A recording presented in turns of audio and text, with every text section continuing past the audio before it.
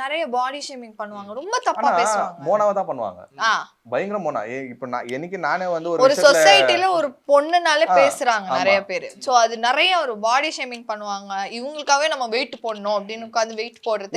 இப்போ வெயிட் போட்டேன், இப்போ நான் வந்து வெயிட் போட்டு ஃபர்ஸ்ட் ரொம்ப லீனா இருந்தேன், இப்போ வெயிட் போட்டேன்.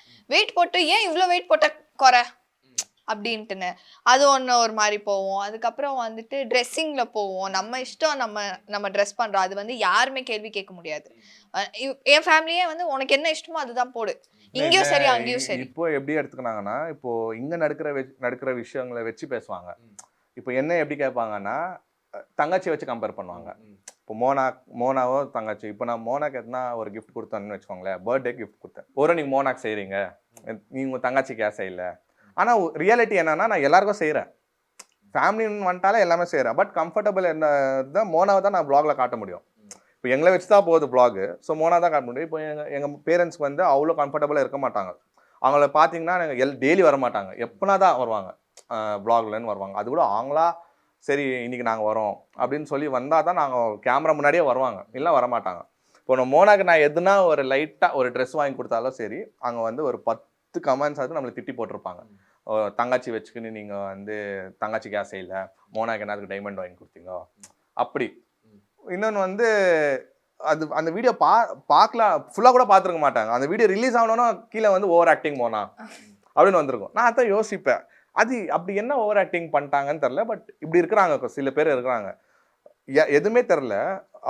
அவங்களோட வீட்டில் எப்படி இருப்பாங்க, மோனாவோட ரியல் கேரக்டர் நிறைய பேர் தெரிஞ்சிருக்காது. ஆனால் வந்து இப்படித்தான் ஒரு பிக்சரைஸ் பண்ணுறாங்க, மோனா இப்படி தான் இருக்கும். இப்போ அவங்க வீட்டில் அப்படி இருக்கிறதுனால எங்கள் வீட்லேயும் வந்து இவங்களை ரூல் பண்ணுது, இவங்க பாவம் இங்கே மாட்டிக்கினாங்க, அந்த மாதிரியெல்லாம் இல்லவே இல்லை. நானே வந்து எவ்வளோ டைம் நான் அந்த வ்ளாக்லேயே பேசியிருப்பேன், இந்த மாதிரியெல்லாம் இல்லை. இருந்தால் நான் இவ்வளோ சந்தோஷமாக இருந்திருக்க மாட்டேன்.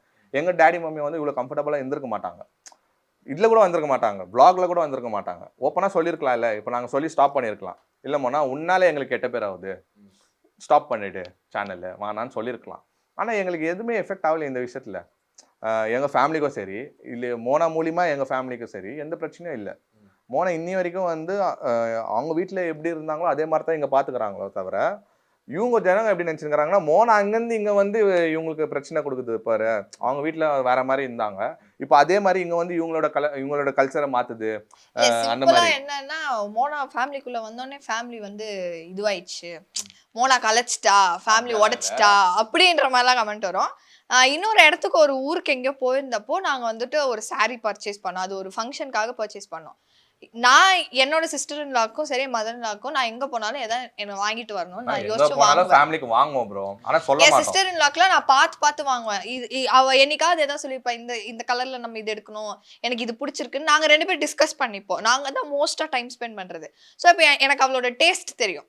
ஸோ அவளுக்காக நான் பார்த்து வாங்கிட்டு வருது இதெல்லாம் வாங்கிட்டு வருவேன். ஆனா வந்துட்டு விளாக்ல ஆக்சுவலா அவங்களுக்கு தெரியாது, தெரியாம பேசுறாங்க, ஏன் நீங்க வாங்கிட்டு வரல, நீங்க அவங்களுக்கு வாங்கல அப்படின்னு ஒரு பேச்சு வரும். அது ஓகே, அது தெரியாது. பட் ஸ்டில் நான் எல்லாமே நான் பண்ணுவேன். எங்க ஃபேமிலிக்கு நான் எதுவுமே நான் பண்ணாம இருந்தது இல்லை. நான் 2 ஃபேமிலிக்குமே நான் பண்ணுவேன். ஆமா ஆமா ஆமா.